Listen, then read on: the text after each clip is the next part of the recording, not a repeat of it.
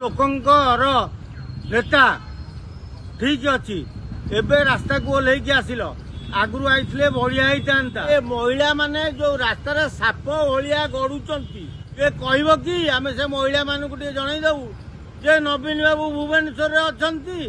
airport पाखे अच्छी से घरे गारे नारे करुँच माने आम जितबू किलाटा नेल हारिल किंतु जो रास्तार महिला माने साप भलिया बुलुचंती ना जो जगह को जाऊंच आप भावुंट लोक आउचंती ना टंका दे लोक आणुच लक्ष लक्ष टंका खर्च करथुल लोक आउथुले कोहलिया गड़िक आम नवीन बाबू फेरई दियो यही महिला माने चिता काटिले बोली आज आपण विरोध दल कौ राजनीति एटा कौ राजनीति जना पड़नी आपण आगुरी 24 वर्ष काल हेलिकप्टर बुलुले लोकंकर नेता ठीक अच्छी एबे रास्ता को ओल्लैकी आसिल आगु आईଥିଲେ बढ़िया होता नवीन पट्टनायक 24 वर्ष भितर